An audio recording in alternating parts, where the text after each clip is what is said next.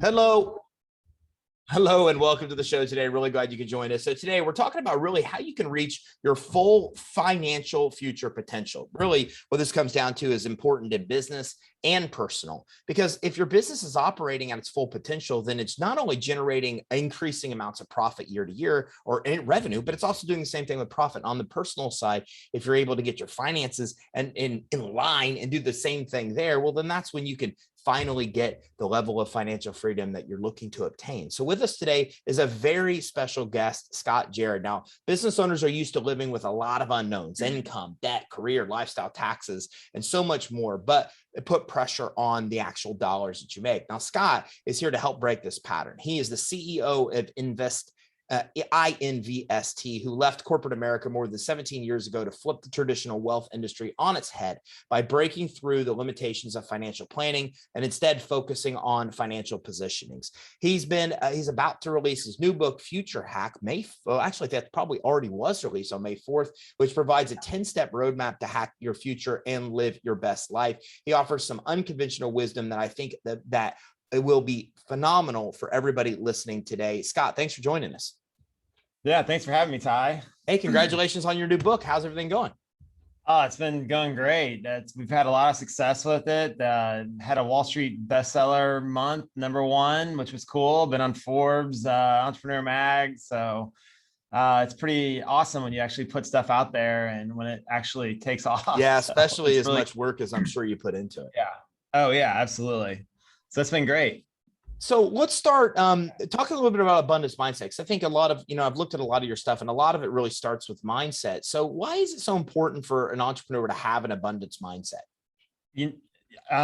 Well, if you look at anyone that's successful, they have that ability to get over things quickly and think of things in a different way. I know growing up as a kid, I actually wrote this in the book, that everybody around me was really in a scarce world. We lived in subsidized housing.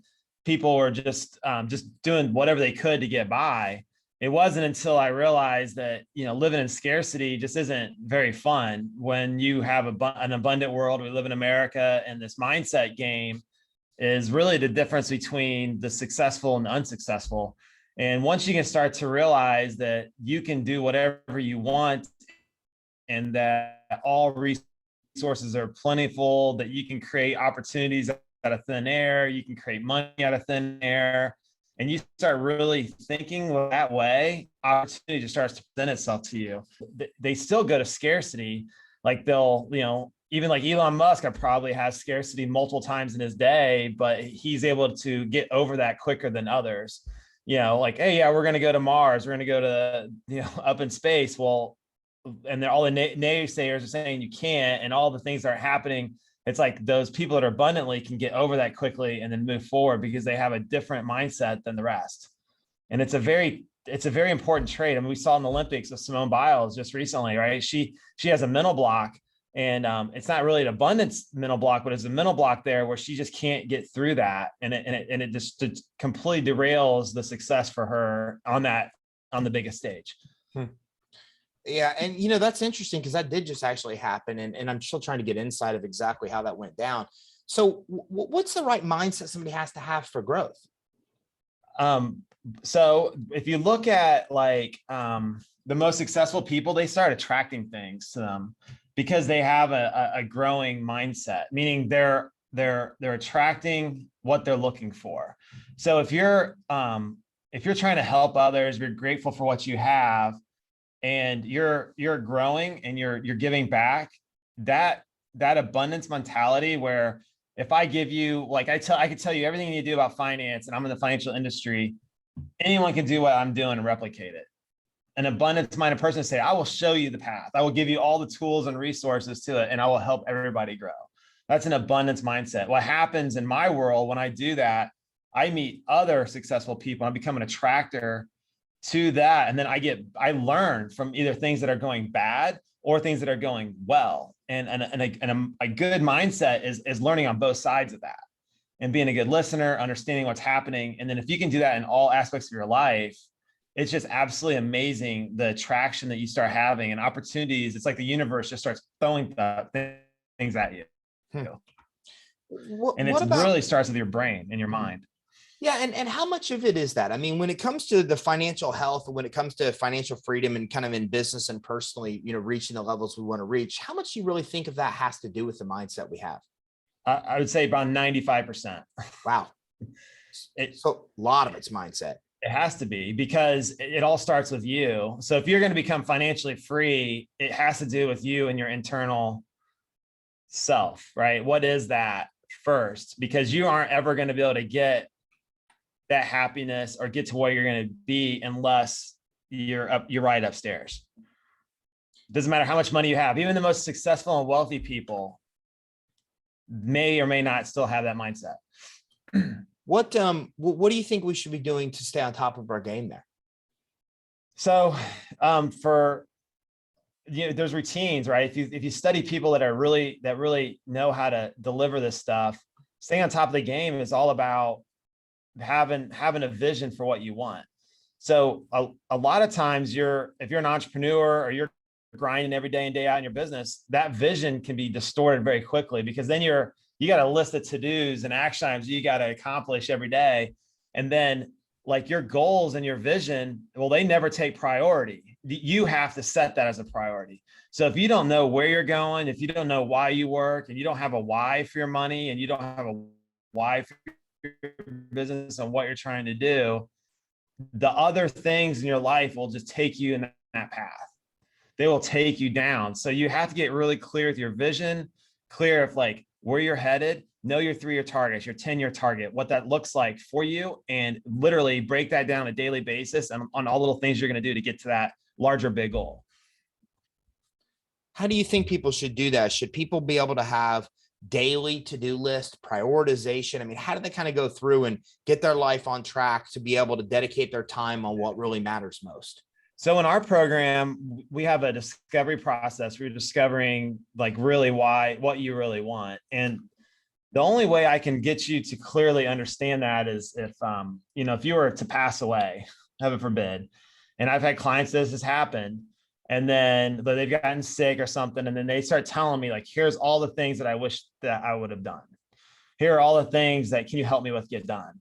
So if that was to happen today and you knew you had 2 weeks to live, what would you want to accomplish? What would you want your obituary to say? What would you want that tombstone to say? What would you want to have something say that'd be so, what would they say? Good father, great business owner, always gave back. What would it say? If it's complete, then it's great.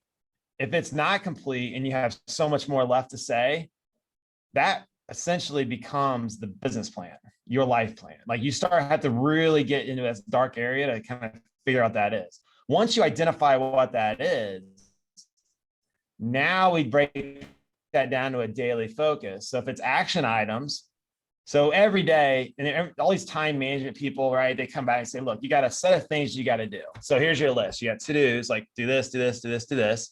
And then you're supposed to rank them on what's the level of importance. Like this is important, this isn't important, and this isn't important. And then you rank them like 1 through 10, these are the things that are important. The problem is there should be a third column. The third column should say what's actually going to give significance to what you're doing today. So if you're a high-powered entrepreneur trying to grow, so now if I'm going to spend my time doing these things, these are all important. What is my third column that's going to give me 10x growth in the future? Where should I be spending my time to actually add significant impact to the people that I serve or to what I'm trying to do? Now you start hierarchying your things back to that bigger purpose, that thing that you set out there out in on the scenario where like, hey, this happened. What were they going to say?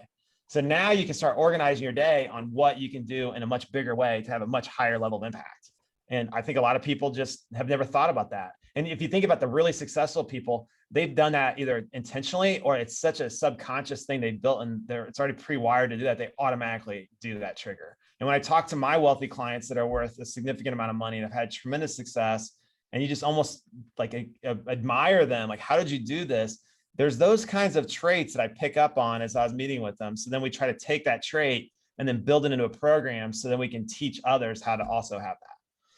What are some of those other traits? I mean, you have basically a 10-step, sounds like, program to actually be able to kind of live your best life. So what are some other things that you found along this path of writing this book and discovering these things?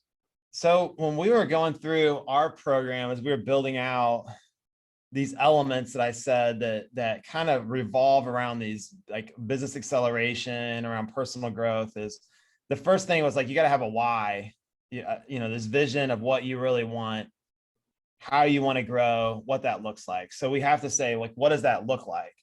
And then you've got to have data. So you got to understand where you currently are. Like, what's your current balance sheets, net worth statements, your cash flows, your protection. Like, what is your financial scorecard? What is your financial model? How you weigh and measure decisions? And then we need like who are the people you're surrounded by? So like, who are these people? Like, you typically are a combination of the people you hang out with and the books you read, right? That's the level of what that is. So who's your most important influence, your board of directors that helps you with strategic decisions as you go? And then you start getting into the rules. Like, what are the rules like to what you live by? Like, what are the rules? Like, how do you make financial decisions? What are the rules? Like, what are my good habits? What are my bad habits? How do I break my bad habits, make them good habits? Here's the rules to live by. And everyone's got those. Either they're defined or they're, you just kind of go through life and they start to become. So what we try to do is try to clearly define what the rules are of how we want to run this thing. And then we got execution. So we got all this stuff, but how do we actually execute this vision that we really want to have happen? And then once you get that all figured out, the problem with successful people is that they just continue to be successful. So they just keep growing. So now we got to accelerate the growth. So if you're not growing, you're dying. It's kind of the phrase.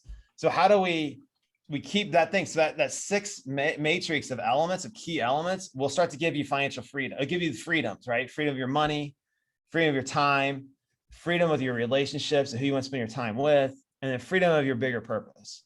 So if we're all fighting for freedom, and those are the 4 freedoms, these are the 6 key elements within a financial, to help you really reach this financial independence, that this financial freedom that everyone's really searching for.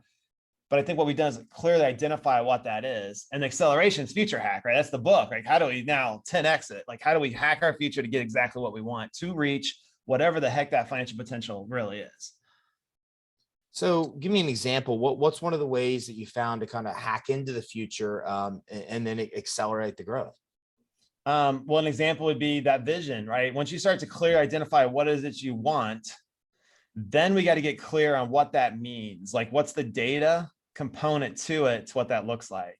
So for us, we're pulling down all the information. So let's say you have a business and you want to scale it. Well, do you even know what best in class looks like? Do you even know the data that's behind it? So if I'm a private equity fund, I'm investing in your business. Well, I want to know, what's my return on capital? What could I turn this thing into? So the data is very important to understanding what we're dealing with. But a lot of people get so stuck in the weeds, they can't identify what that is. And then we got to identify the who's, like, who are the people that are around us to help us get to what we really want. But it starts with that vision. Like, you got to tell me what you want. You want to 10x the business. You want to spend more time with your family. You want more free time. You want to spend more things on your purpose. Once I get clear on that vision and your why, then all these other things, there's actually a formula of how they fall in place. So how do you do that? I mean, I think a lot of people are stuck right there. And that's why they never even get to the other steps, is that they really don't understand their overall general purpose. I don't think I do. I mean, I think some people are pretty blessed to be living their purpose. Like, I don't think I found that yet. I think I'm still searching for that. So how do you do that? Because it's hard if you don't know that to even what to work towards. Right. Yeah. So here's the thing. It's a moving target. So like, if you think about like your life span as you go, your purpose changes over time. So like, as you're like, for my son right now, it's like, and my daughter, right? So just Simone Biles, I have daughters that are in gymnastics, right? So it's like, how do I get this skill, move up to the next level? How do I break that cycle? So for them, it's all about focus and that particular. So their purpose is really, I want to get to this level in gymnastics. Like, that's all that's right in front of them. Then no one's ever set back. It's like, okay, so you're only going to be able to do gymnastics for like, I mean, yeah, there's 24-year-olds in the Olympics doing it, but reality is you're probably done by 17 or 16. Like, you're out. Like, you just can't, your body can't physically handle it. So it's very hard at that point in their life to even think through, because their experiences are only what they've known to that point. Right. So a lot of times we have to get really deep with ourselves and really start to discover what is next. Like, how is it? Because it's like you're on a rowboat and you see the horizon out there and you're rowing, you're moving forward, but the horizon's always out there. Like, you might see something closer, it gets more and more clear what that is. So when we get our mind right and we start hitting these hurdles for what our experiences are, those things become better and better as we get closer and closer. So that purpose may be like right now for you, it might be, hey, I want to help people with their credit and help them finance their businesses. Then it's like, how do I 10x scale? So it actually evolves as you go, but we have to get clear and define what it is right now. That makes a lot more sense to me, right? I mean, because I think that's the problem, is I think that we're under pressure to be able to find our ultimate life purpose, right? And I don't freaking know. I don't know. Right. I know what I really want to do right now, the people that I want to help, the needles that I want to move. But man, I 10 years, 20 years from now, I don't know. And I look at a Bill Gates of the world, right? And I mean, he did all these amazing things with computers, but now look at what he's done in life with like his fellow, his philanthropic efforts. I mean, they've almost eradicated some diseases. It's crazy. But I think about that, and I don't think when he was building Microsoft that he was thinking that those other things were his purpose. So it's like you said, it's almost like you've almost got to kind of decide what your purpose is right now, what you're trying to do. And then that changes in time. It's almost like there is not one big life purpose that you have. It's almost multiple in different stages of your life. Is that what you're saying?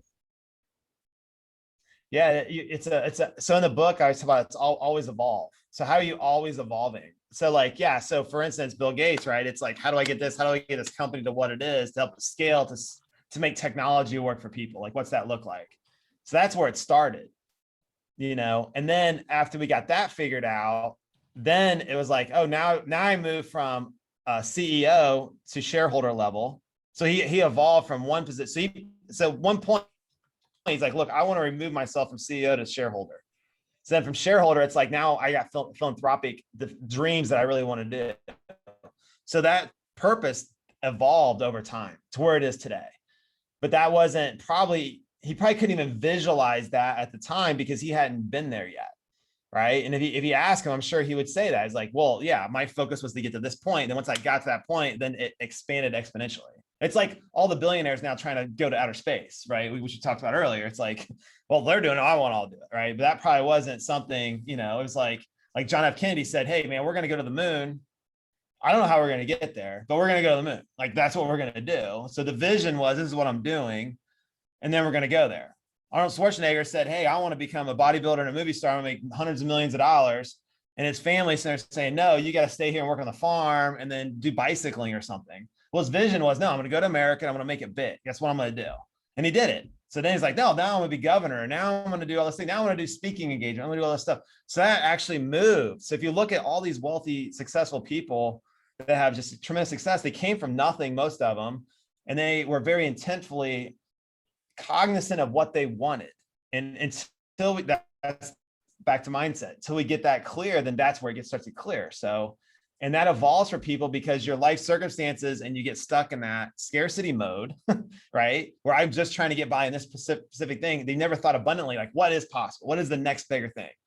Right. So when you have Arnold Schwarzenegger say, I'm going to be an Olympic bodybuilder, I'm going to make hundreds of millions of dollars, I'm going to be the most recognized brand in the world. That's what I want to do. That's a vision, right? But in the meantime, you had to work out 5 hours a day. You had to, work construction and then had to do acting classes at night. And everyone's telling you you're out of your mind. You're never going to make it. You just had to it's all right. I'm going that way. That's where I'm going there. And that's mindset. That's why it says 95% mindset. What about these rules to live by that you mentioned? I mean, some of it obviously we're born with. I was born from, in a Christian family. So a lot of those principles, like that's how I am today because of that. Right. Yeah. So I think a lot of that comes from my mom and dad. And I try to instill a lot of that stuff in my kids. I'm sure you do the same thing. But what else? Because as I become successful, there's a lot of my successful mindset stuff that my parents didn't teach me. It's not that they didn't want to, they just didn't know, right? Like Right. I've learned from, the people that have owned big companies. That's not what I grew up with. So how do you do that? How do you adopt these the rules you live by? How do you change ones that are necessarily hurting you or that are hurting you to more positive ones? How do you kind of choose the life principles that are the best ones to kind of guide you through to be able to become your best self? Yeah. So you have a lot of people that talk about self-help and different rules that you have to do. So really, if we're talking about business owners, you have good habits and you have bad habits. Like the ones that are successful have good habits. The ones that aren't successful have bad habits. That's really what it is. So the ones that are very successful with it, they find something that works, and they continually do it. So like if you looked at Debo Sweeney, who runs Clemson, right? His is basically like, we're going to do common things in an uncommon way. Like, so for instance, when you leave, the place is going to be absolutely perfectly clean. This is what we're going to do. This is the expectation of how we run it. If you go into, any of these, like Nick Saban, like these are the expectations of how we run a program. So for us personally, we got to discover for ourselves, like, once again, what are we going for? And what are the rules that we have to do to get there? So what are my daily activities? What are my habits that I want to break? What is like one could be like health, right? So if you're not healthy and if you're not energized, it's gonna be really hard to tackle a day. So how do I eat properly? How do I exercise properly? How much sleep do I get on a daily basis? So if you look at really, like I was sitting with the CEO of Mass Mutual, the guy's worth, makes like 20 some $million a year, runs a Fortune 50 company. And he breaks out this book and he's like, here's how much sleep we need to get on a daily basis. Here's how many podcasts and things that I read over and over. Here's how I keep my pulse on the world and how it looks. So he's got a set of rules that Roger Crandall follows to make sure that Mass Mutual's whole company is moving in that direction. So for us, what we try to do is say, all right, from the financial world, what are the rules to do? So for instance, like, how do you protect yourself from unforeseens? Like, how much do you set aside of capital that you make? What is the best in EBITDA that you want your business to be? How do you make sure that you take care of you? Like, how do we make sure that you are long and you have longevity? So we break these down in different drivers that are rules that the business owner, entrepreneur, and their frameworks. The problem is I can't design the rules. It's not my financial plan. It's not my business. It's yours. So what we have to do is go back and figure out where those behaviors are breaking down. What does the success really look like for you? And once you get it clearly identified, then those become the rules. And then you get better, because after 20 days of doing a habit and you now have a habit, well, now what's the next habit you want to work on? What is it? The trick is not to stop doing what works, keep doing what works, and then add to it and build on it. So is that the best way to do it, is one at a time? Because we're talking about a whole life makeover here, right? Really a mental makeover. And you know as well as I do that almost too much could be so overwhelming that people don't do it. So if I'm looking at these internal rules and I kind of figure out what those values are and say, okay, I mean, here's things I definitely need to be changing. I need to be reading every day, just as an example. I need to be meditating every day. Then how do I tackle that stuff? Do you find that it's better to kind of attack this whole new life that you're visioning in one bite, or do you start developing a plan piece by piece with this week I'm going to focus on meditating, and next week I'm going to incorporate these pieces? Like, what in your experience have you found in this mental makeover is the best way to execute? So, I mean, great example. I mean, meditation, right? So if you're going to have a vision, what do you have to do? You have to clear your mind to see what that looks like. So if meditation for you is that 15 minutes a piece or whatever it is, it's probably the most important thing to do from that day on, right? You have to do it. It's part of the habits that you're going to put in. So if you're going to meditate, you're going to put that in there, do it for 20 straight days. Don't stop. And now it's a habit. So just get that one done. So then we go back to our time management system. Here's all the things I got to do. Here's their level of importance. Here's what's going to add 10x significance to my life. Anyone that's successful meditates. So what should you focus on first? Get clear with yourself. Start there. That's one habit. Then the rest of them are irrelevant. Get really good at that one. Then the next time, wait 25 days, get that down, check off that every single day that you do it, get really good at it, then start the next one. It's like doing the podcast, right? You have a set of rules that you do for this. How many times are you going to post? Where am I going to put it? Where am I going to find my subscriber list? What's my vision for the podcast? Who's my audience? You set that up for your own self. And there's all these different things that are going to come out of it. And you're going to learn skills that you had no idea that you're going to develop, from interview style, how to create content. You're going to meet really creative people. You're going to see opportunity just because you said, look, I'm going to run this program this way. Now the question is, when you're meditating, how am I going to take those things? And now let's take one idea that I learned from someone on that cast that's going to create another opportunity for myself to give me this life that I want, that you designed for yourself. And so don't tackle everything. Great question. Like, do small victories is what actually wins. Being really great at one thing, mastery of that, then add the next. That's where you go. So for instance, if it's time management, what's your entrepreneurial time system? How many free days do you want a year? How many days do you want to actually focus? Like, what's your average revenue you make per hour that you actually are working, right? What's your buffer days look like? Buffer days would be times where you're sitting by yourself and you're creating new capability that's going to do 10x for somebody else, where you are only working on things that are cleaning up messes, putting fires out to move forward, so you can have a really good focus day, which is going to be the most highly revenue generating day of your life. So guys that are making 20 and $30 million a year, making, tens and thousands of dollars every hour that they work. Bill Gates makes how much money when he actually works, right? Bezos makes how much? An attorney might make $300 because he gets paid by the hour, right? So what are those activities you're doing? And then you start backing into that bigger purpose. And then you start delegating and elevating. And then you start bringing the right who's around you to really start to scale what you really envision that to be. Just like Arnold Schwarzenegger did, right? So now he's got all this stuff, right? Or like for me in my business, I had to like build all that stuff out to really get there. So there's definitely a pattern and a path to get there.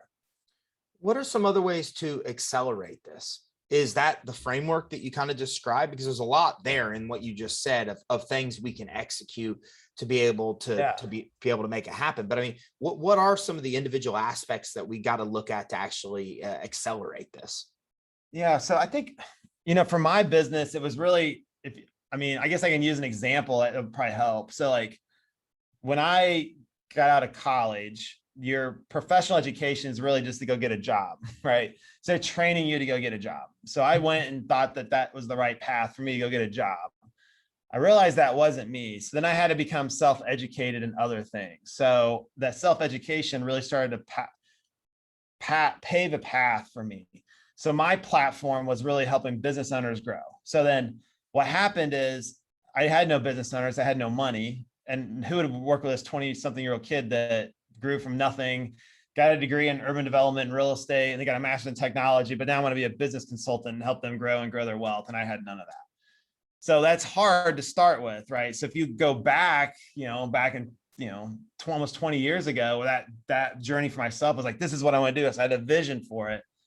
And then I started helping these business owners with just getting organized. This is it. It's like, let's just get organized. And then how do we make decisions of what we have? Then who are the people around us that make decisions? And then what happened is that started to scale. Then they started to become more successful because we started the basics, but I kept self-educating. I never quit. Started learning more, reading about real estate. How do you scale real estate? How do you scale businesses? How do you invest your money? How do you protect your money? What do the wealthy do? Started going to those forums, hanging out in family offices, getting in billionaire rooms and seeing how they run things in the back end, understanding family office. So that self-education started to create new opportunity to start attracting itself. So as you start going from, I want to do business consulting, then you start evolving. So then you're doing wealth management, then you're doing estate planning and protection and risk management. Then the next thing you know, you're raising capital for a business, and you're helping scale a business, and you're selling a business, and the money comes back in, and we buy more businesses, and these people become more and more successful. So that journey of always growing and never stopping, of now saying, look, I am going to self-educate and keep living. Now you're attracting opportunity from the universe. It's just like, literally, it's just falling in saying, hey, you put in the work, we're going to give you something that you can look at.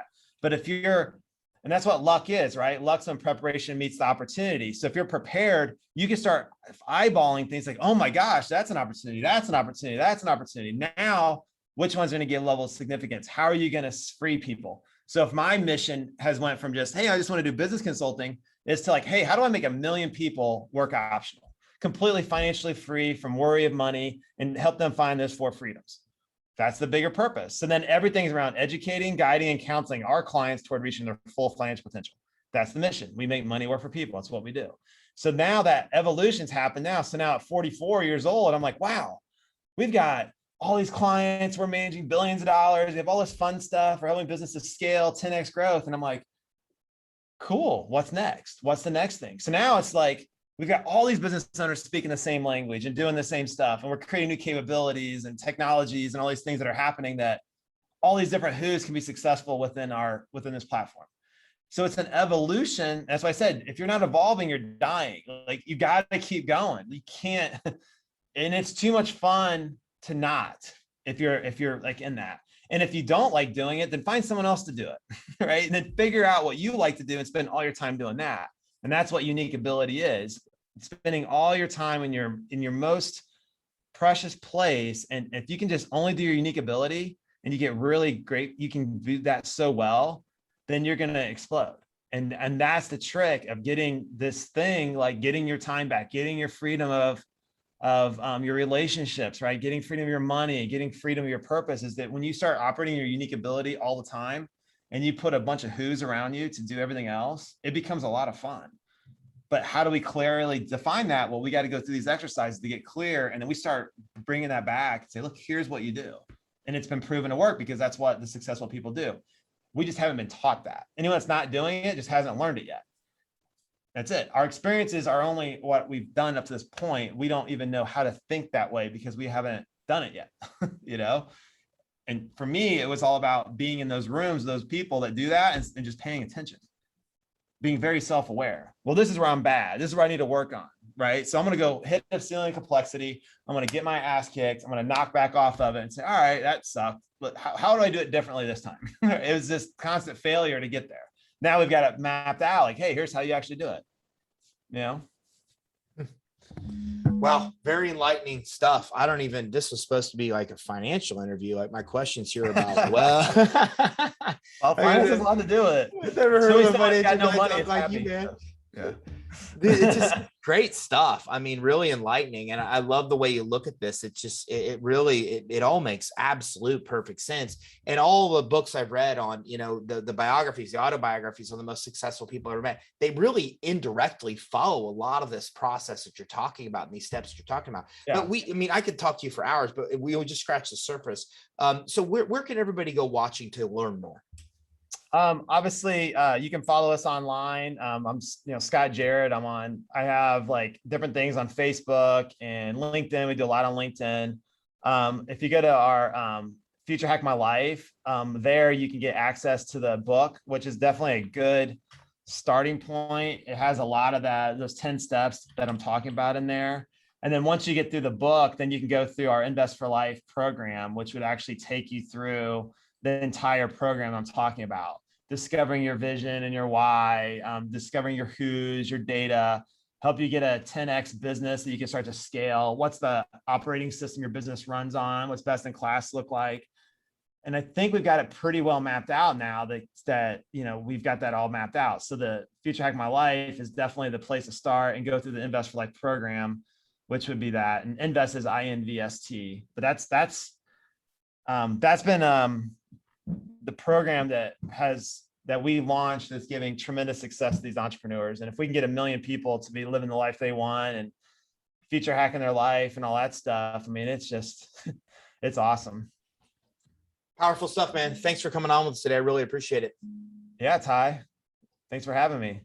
So listen, if you're watching this, hopefully you've got as much good stuff as I do. As a matter of fact, I'm on hit the page right now to actually look at Scott's book to give you an idea of some of the stuff that Scott covers in his book: secrets to making your life radically better, untapped energy from abundant thinking, beating the haters at their own game, making change your best opportunity, protecting the golden goose, #1 tip from super cash flow business owners, creating your personal game board, amongst many others. And I'm getting this all from the site. So there's 2 places you should go right now. First of all, invest.com. INVST.com. You want to check that out. A lot of good resources there. And you really want to go to FutureHackMyLife.com as well. I'm going to put these both in the show resources page, but FutureHackMyLife.com is where you can actually get access to the book. You can get it on Amazon as well. But I found that here, there's a lot more information at FutureHackMyLife.com about the book, about the program, about what you can do to really get started down the road of living your best life. So make sure you take 2 action steps. Go to invest.com invest.com, INVST.com. That's INVST.com.